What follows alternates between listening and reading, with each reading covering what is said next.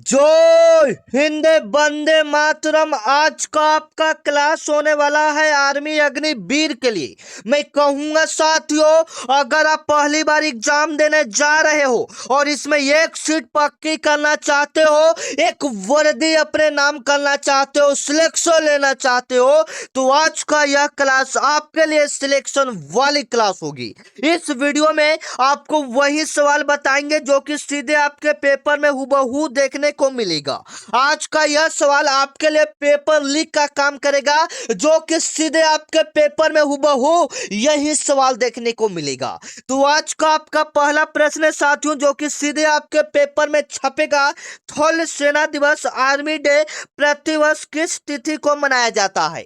आप सभी को पता होना चाहिए, जो आर्मी दिवस है, थल सेना दिवस है, ये कब मनाया जाता है? आप बिल्कुल सही करोगे साथियों, 15 जनवरी को आपका थल सेना दिवस मनाया जाता है। आपके पेपर में हूबहू पूछा जाएगा। आर्मी वाला खुद कहते हैं कि मैं आपके पेपर में दिवस से लगभग 2 से 3 प्रश्न पूछूंगा, तो आपको बिल्कुल क्लियर करना है आर्मी दिवस कब मनाया जाता है। 15 जनवरी को आर्मी दिवस मनाया जाता है। अगर हम बात करेंगे 8 अक्टूबर को क्या मनाया जाता है, तो 8 अक्टूबर को एयरफोर्स दिवस मनाया जाता है, यानी वायु सेना दिवस मनाया जाता है। आपके पेपर में यहां से भी सवाल बन सकता है, वायु सेना दिवस कब मनाया जाता है? 8 अक्टूबर को वायु सेना दिवस मनाया जाता है। 4 दिसंबर को आपका नौ सेना दिवस मनाया जाता है। आप याद रखिएगा, आपके पेपर में हूबहू यही सवाल देखने को मिलेगा। 26 जुलाई को आपका विश्व कारगिल दिवस मनाया जाता है। आपके पेपर में पूछेगा कारगिल दिवस कब मनाया जाता है। साथियों, आप याद रखोगे 26 जुलाई को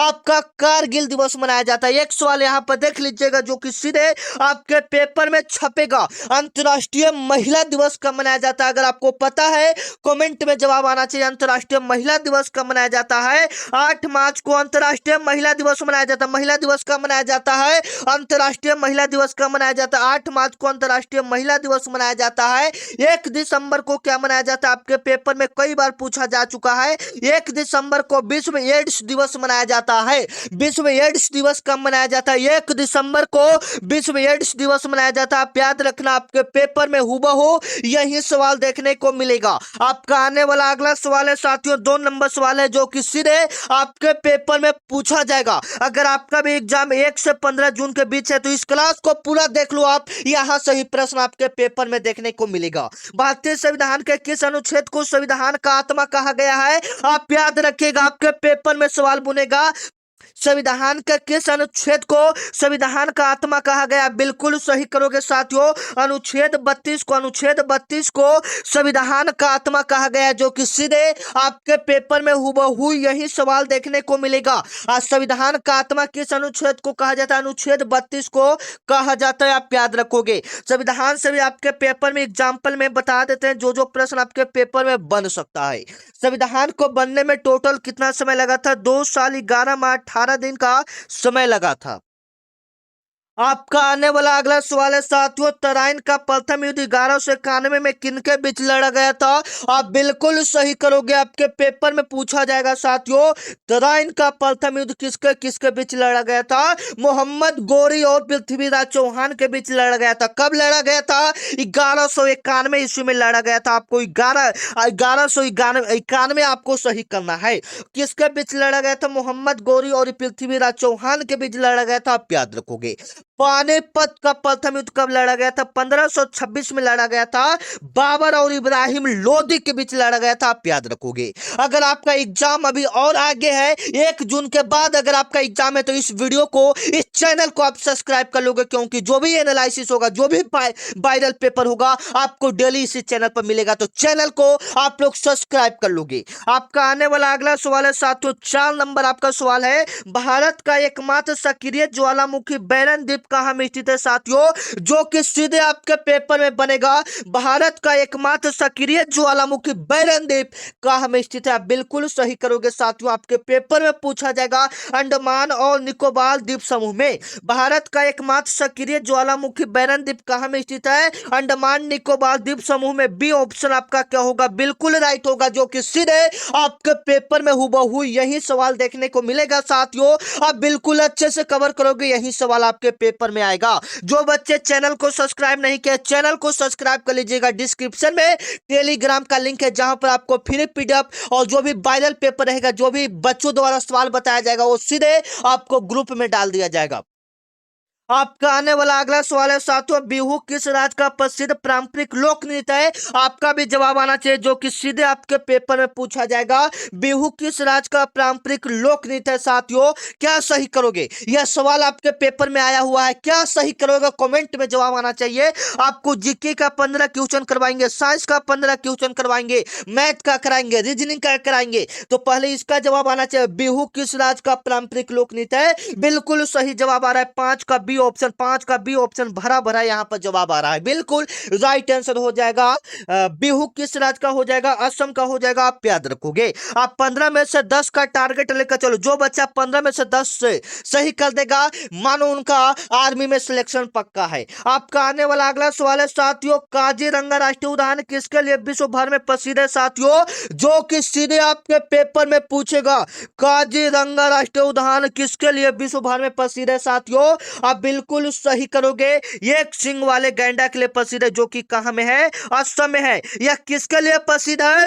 एक सिंग वाले गैंडा के लिए प्रसिद्ध है। आप याद रखना, आपके पेपर में हुबहू यही सवाल देखने को मिलेगा साथियों, एकदम छपेगा आपके पेपर में। आने वाला अगला सवाल है साथियों, और ये सियाई जो शेर है, ये सियाई शेर है, यह किसके लिए, यह किस राज्य के लिए प्रसिद्ध है? गुजरात के लिए। गुजरात के लिए आप याद रखोगे। और यह किस राष्ट्रीय उद्यान में पाया जाता है? तो गिर राष्ट्रीय उद्यान में। आप याद रखना, आपके पेपर में यही सवाल हुबहू देखने को मिलेगा। आपका आने वाला अगला सवाल है साथियों, आपका जवाब कमेंट में आना चाहिए।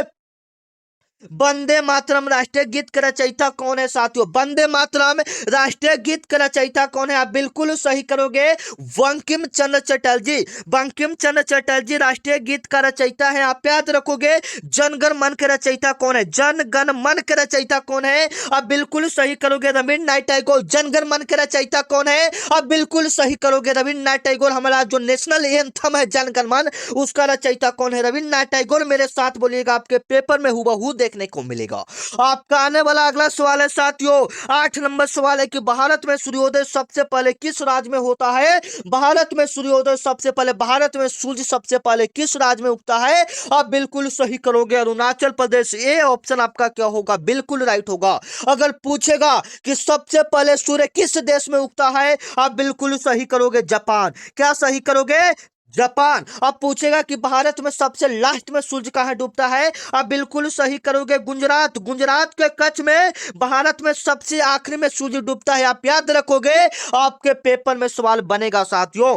आपका आने वाला अगला सवाल है, किस शासक को भारत का नेपोलियन कहा जाता है? छप गया प्रश्न आपके पेपर में। बताइएगा, किस शासक को भारत का नेपोलियन कहा जाता है साथियों?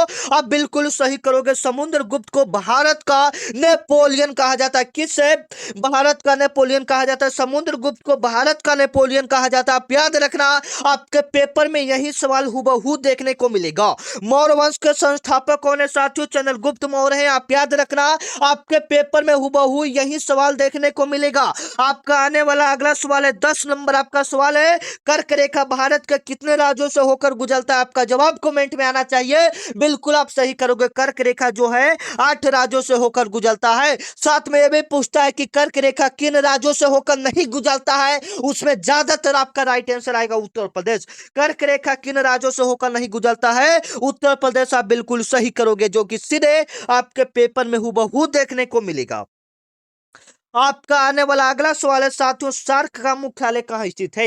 सार्क का मुख्यालय कहां स्थित है? आप बिल्कुल सही करोगे, आपके पेपर में सवाल बनेगा। सार्क का मुख्यालय कहां स्थित है? काठमांडू में। सार्क का मुख्यालय कहां स्थित है साथियों? काठमांडू में। सार्क का मुख्यालय कहां स्थित है? काठमांडू में। आपका आने वाला अगला सवाल है, अर्थशास्त्र नामक प्रसिद्ध पुस्तक की रचना किसने किया था? आपको बताना है कि अर्थशास्त्र नामक प्रसिद्ध पुस्तक का रचना किसने किया था साथियों?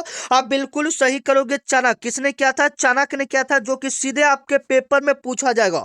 जो आपका अर्थशास्त्र इकोनॉमिक पुस्तक है, उसका रचना किसने किया था? आप बिल्कुल सही करोगे, चाणक्य ने किया था, जो कि सीधे आपके पेपर में पूछा जाएगा। जीरो का धारणा किसने दिया था? तो आर्यभट्ट ने दिया था। आप याद रखोगे, आपके पेपर में सवाल पूछा जाता है। आपका आने वाला अगला सवाल है साथियों, सिंधु घाटी सभ्यता सभ्यता का प्रसिद्ध बंदरगाह नगर कौन था साथियों? आप बिल्कुल सही करोगे। सिंधु घाटी सभ्यता का जो प्रसिद्ध बंदरगाह था वह लोथल था। सिंधु घाटी सभ्यता का प्रसिद्ध बंदरगाह कौन था साथियों? लोथल था, जो कि सीधे आपके पेपर में छपेगा। कौन था? लोथल था। आप याद रखना, आपके पेपर में हुबहू यही सवाल देखने को मिलेगा। 14 नंबर आपका सवाल है साथियों, भारत की सबसे बड़ी मीठे पानी का प्राकृतिक झील कौन सा है? आप बिल्कुल सही करोगे।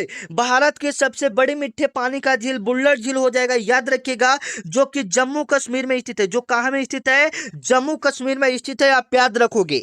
भारत की सबसे बड़ी खारे पानी का झील कौन सा है? चिल्का झील, जो कि आपका उड़ीसा में स्थित है। भारत की सबसे बड़ी खारे पानी का झील कौन सा है? चिल्का झील है। आप याद रखना, आपके पेपर में हुबहू यही सवाल देखने को मिलेगा साथियों, एकदम छपेगा आपके पेपर में। भारत की सबसे बड़ी मीठे पानी का प्राकृतिक झील कौन सा है?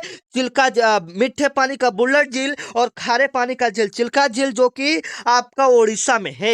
मौलिक अधिकार संविधान के किस देश से लिया गया है साथियों? आप बिल्कुल सही करोगे, संयुक्त राज्य अमेरिका से लिया गया। बी ऑप्शन आपका क्या होगा? बिल्कुल राइट होगा, जो कि सीधे आपके पेपर में पूछा जाएगा। मौलिक अधिकार संविधान का किस देश से लिया गया है? अमेरिका से लिया गया है। बी ऑप्शन आपका क्या होगा? बिल्कुल राइट होगा। अब यहाँ पर टारगेट बताइएगा, 15 में से आपका कितना प्रश्न सही हुआ? सारे बच्चे कमेंट में जवाब देंगे 15 में से कितना प्रश्न यहाँ पर आपका सही हुआ। अब हम लोग चलते हैं साइंस की ओर चलते हैं। अगर 10 सही हुआ है तो यकीनन मानो आपका तैयारी बहुत अच्छा है।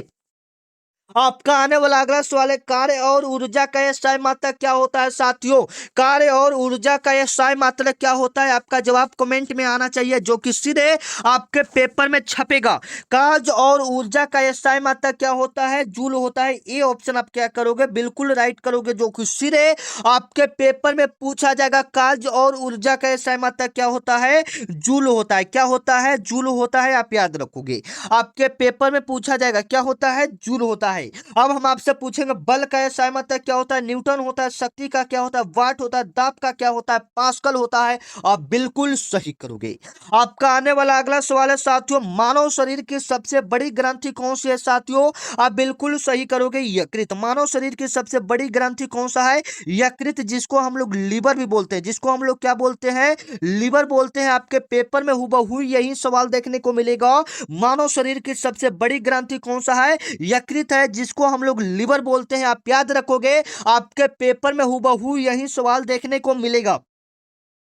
आपका आने वाला अगला सवाल है, वाहनों में पीछे देखने के लिए किस दर्पण का प्रयोग किया जाता है? आप क्या सही करोगे? वाहनों में पीछे देखने के लिए किस दर्पण का प्रयोग किया जाता है साथियों? आप बिल्कुल सही करोगे, उत्तल दर्पण का प्रयोग किया जाता है। किस दर्पण का प्रयोग किया जाता है? उत्तल दर्पण का प्रयोग किया जाता है। वाहनों के पीछे देखने के लिए किस दर्पण का प्रयोग किया जाता है? उत्तल दर्पण का प्रयोग किया जाता है। आप याद रखना, आपके पेपर में हुबहू यही सवाल देखने को मिलेगा। आपका भी जवाब कमेंट में आते रहना चाहिए। शुद्ध जल का पीएच मान कितना होता है साथियों? शुद्ध वाटर का पीएच मान कितना होता है? आपका जवाब कमेंट में आना चाहिए। क्या सही करोगे? शुद्ध जल का पीएच मान आपका 7 होता है। कितना होता है? 7 होता है। और ब्लड का पीएच मान कितना होता है? 7.4 होता है। आप याद रखना, आपके पेपर में यहां से सवाल हुबहू देखने को मिलेगा। आपका आने वाला अगला सवाल है साथियों, पेंसिलिन का खोज किसने किया था? पेंसिलिन का खोज किसने किया था? अलेक्जेंडर फ्लेमिंग ने किया था। पेंसिलिन का खोज किसने किया था? अलेक्जेंडर फ्लेमिंग ने किया था। सी ऑप्शन आपका क्या होगा? बिल्कुल राइट होगा, जो कि सीधे आपके पेपर में सवाल बनेगा। पेंसिलिन का खोज किसने किया था? अलेक्जेंडर फ्लेमिंग ने किया था। आप याद रखेंगे। आपका आने वाला अगला सवाल है साथियों, लॉफिंग गैस, हंसाने वाली गैस का रासायनिक नाम क्या होता है? लॉफिंग गैस, हंसाने वाली गैस का रासायनिक नाम क्या होता है? नाइट्रस ऑक्साइड होता है। सी ऑप्शन आपका क्या होगा? बिल्कुल राइट होगा, जो कि सीधे आपके पेपर में पूछा जाने वाला सवाल है साथियों। लॉफिंग गैस, हंसाने वाली गैस का रासायनिक नाम क्या होता है? नाइट्रस ऑक्साइड होता है, जिसका सूत्र क्या होता है? NO2 होता है। आपका आने वाला अगला सवाल है साथियों, ध्वनि की तीव्रता मापने के लिए किस मात्रक का प्रयोग किया जाता है? ध्वनि की तीव्रता मापने के लिए किस मात्रक का प्रयोग किया जाता है साथियों? आप बिल्कुल सही करोगे, डेसिबल का प्रयोग किया जाता है। किसका प्रयोग किया जाता है? डेसिबल का प्रयोग किया जाता है। आप याद रखना, आपके पेपर में सवाल पूछा जाएगा। ध्वनि की तीव्रता मापने के लिए किस यंत्र का प्रयोग किया जाता है? डेसिबल का प्रयोग किया जाता है। आबिलती का ऐसा मतलब क्या होता है, हटज होता है। ए ऑप्शन आपका क्या होगा, बिल्कुल राइट होगा, जो कि सीधे आपके पेपर में बनेगा। ज्योति तीव्रता का ऐसा मतलब क्या होता है, कैंडेला होता है। विद्युत धारा का ऐसा मतलब क्या होता है, एम्पियर होता है। आप याद रखना, आपके पेपर में हुबहू सवाल देखने को मिलेगा प्यारे साथियों। घेंघा रोग शरीर में किसकी कमी के कारण होता है साथियों, आप बिल्कुल सही करोगे। जो घेंघा रोग होता है वह आयोडीन की कमी से होता है। घेंघा रोग किसकी कमी से होता है, आयोडीन की कमी से होता है। आप याद रखना, आपके पेपर में हुबहू सवाल देखने को मिलेगा। घेंघा रोग किसकी कमी से होता है, आयोडीन की कमी से होता है। आप याद रखना, आपके पेपर में हुबहू सवाल देखने को मिलेगा। आपका 9 नंबर सवाल है साथियों, वायुमंडल में सबसे अधिक मात्रा में पाई जाने वाली गैस कौन सी। वायुमंडल में सबसे अधिक मात्रा में कौन सा गैस पाया जाता है साथियों, आप बिल्कुल सही करोगे, नाइट्रोजन गैस पाया जाता है। वायुमंडल में सबसे अधिक मात्रा में कौन सा गैस पाया जाता है, नाइट्रोजन गैस पाया जाता है। आप याद रखना, आपके सीधे पेपर में यह सवाल छपेगा। वायुमंडल में सबसे अधिक मात्रा में पाए जाने वाला गैस कौन सा साथियों, नाइट्रोजन है, 78%। याद रखिएगा कितना परसेंट, 78% आपके पेपर में हुबहू देखने को मिलेगा। बिजली के बल्ब का फिलामेंट किस धातु का बना होता है साथियों, आप बिल्कुल सही करोगे। बिजली का जो बल्ब होता है उसका फिलामेंट किस धातु का बना होता है, टंगस्टन का बना होता है। किसका बना होता है, टंगस्टन का। आप याद रखोगे किसका बना होता है साथियों, टंगस्टन का, जो कि सीधे आपके पेपर में बनेगा। बिजली के बल्ब का फिलामेंट किस धातु का बना होता है, टंगस्टन का। चलो, आपका आने वाला अगला सवाल है साथियों, मनुष्य के रक्त का लाल रंग किसके कारण होता है। जो बच्चे चैनल को सब्सक्राइब नहीं किए, चैनल को फटाफट सब्सक्राइब कर लीजिएगा, ठीक है। मनुष्य के रक्त का लाल रंग किसके कारण होता है, आप सभी का जवाब कमेंट में आना चाहिए। हीमोग्लोबिन के कारण। किसके कारण, हीमोग्लोबिन के कारण होता है, आप याद रखोगे। और खून का बहाव शरीर में किसके कारण होता है, तो प्लेटलेट्स के कारण होता है, आप याद रखोगे।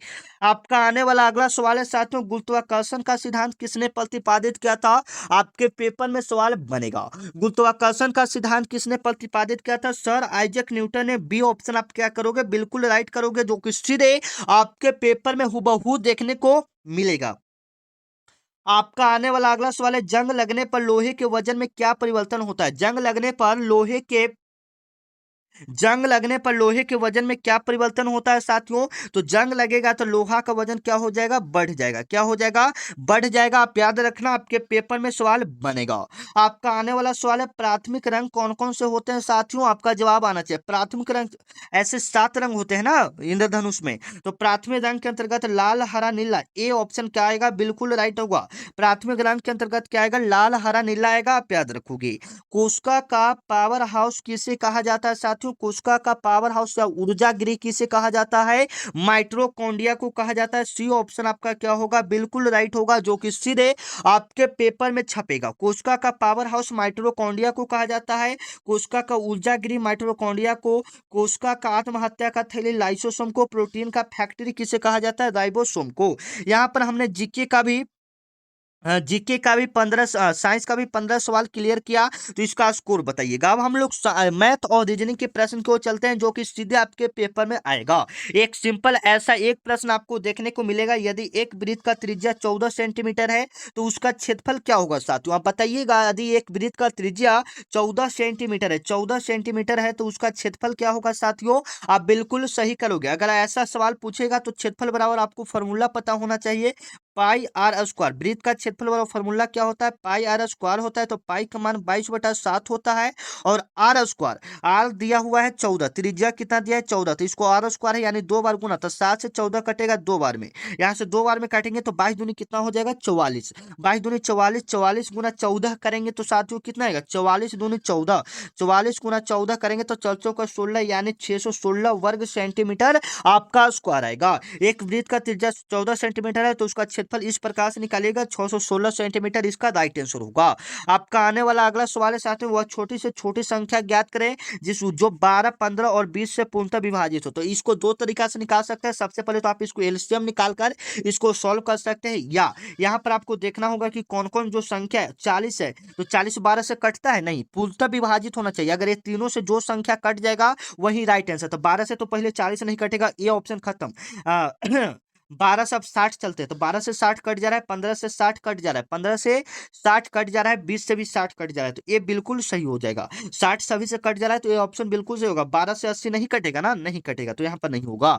चलिए, आपका छोटी से छोटी संख्या तो 60 हो जाएगा वहां पर। चलिए, आपका आने वाला अगला सवाल है, वस्तु का क्रय मूल्य किसी वस्तु का क्रय मूल्य 450 पे हमें बेचने पर, सॉरी, वस्तु को 450 पे हमें बेचने पर 10% का हानि होता है, तो उसका क्रय मूल्य क्या होगा? जब भी इस प्रकार से प्रश्न है, 450 रुपया का है, आप इस प्रकार से लिख दोगे, 10% का हानि हुआ तो कोई भी चीज 100% का, उसमें 10% का हानि तो 90 होगा, 450/90, और गुना में आपका कितना हो जाएगा? 100। तो यहाँ पर हम लोग क्या करेंगे, 90 से 450 काटेंगे, 5 बार में 5 से 100 से गुना करेंगे तो 500। आप याद रखोगे, ए ऑप्शन आपका क्या होगा? बिल्कुल राइट होगा, जो कि सीधे आपके पेपर में सवाल छपेगा साथियों, एकदम हूबहू यही सवाल आपके पेपर में भी देखने को मिलेगा।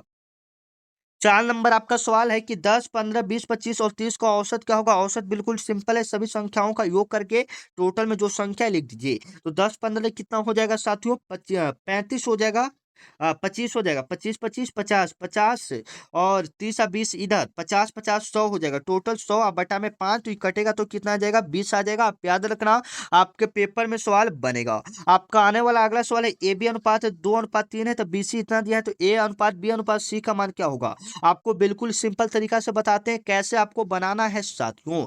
तो जैसे में 2:3 है, तो 2/3 इसको कर देंगे, आपका बिल्कुल सही हो जाएगा।